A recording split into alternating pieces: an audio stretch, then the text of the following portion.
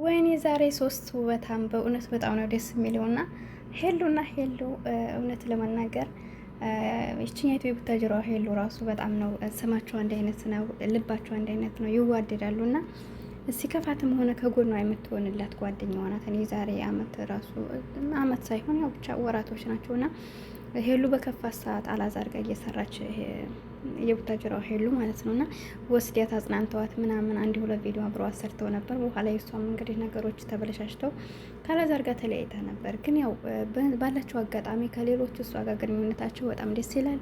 ዛሬ ደግሞ እንግዲህ ያው በዚህ መልኩ አብረው ሸብረቅ ብለዋል። እስከሚመጡ ድረስ አብረን እንጠብቃቸዋለን።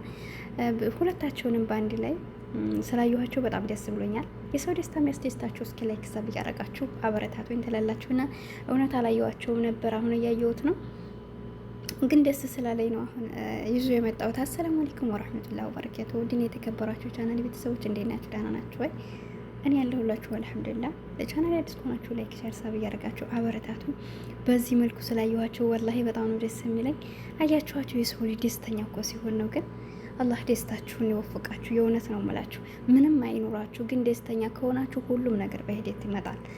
ዋናው በቃ ውስጣችሁ ሰላምን ሲኖረው ነው። ለሰውም ሰላም ትሰጣላችሁ፣ ለራሳችሁም ሰላም ትሰጣላችሁ፣ ፈጣሪያችሁንም ታመሰግናላችሁ ባላችሁ ነገር እና ፈገግታችሁ ብለብሱ ባለብሱ በቃ ፈገግታ ውስጣችሁ ውበት ካለው ፈገግታ ካላችሁ ደስተኛ ከሆናችሁ በቃ ፊታችሁ ላይ የሚነበበው ነገር በጣም ያምራል። ግን እሳ እናንተ ብትለብሱ ቢኖራችሁ ብትበሉ ብትጠጡ ውስጣችሁ ደስተኛ ካልሆነ ፊታችን ያስታውቃል። እና ከምንም በላይ ፍቅርና ደስታ ነው የሚያስፈልገው። እና ፈገግታቸው በጣም ደስ ይላል። ሄሉሻ ትናንት ተከፍታ አይተናል ነበረ፣ የቡታጅራዋ ሄሉ ማለት ነው። ዛሬ ላይ እንግዲህ ከሄሉ ጋፋ ሸብረቅ ላይ አይተናቸዋል። ለማንኛውም አሁን ይመጣሉ፣ ድጋሜ እመለሳለሁ። እስከዚያ ድረስ ግን አለም ዛሬ ነው እያላችሁ ጠብቁና ሰምታችኋል። መጣሁላችሁ። ሰላም አለይኩም ወራህመቱላሂ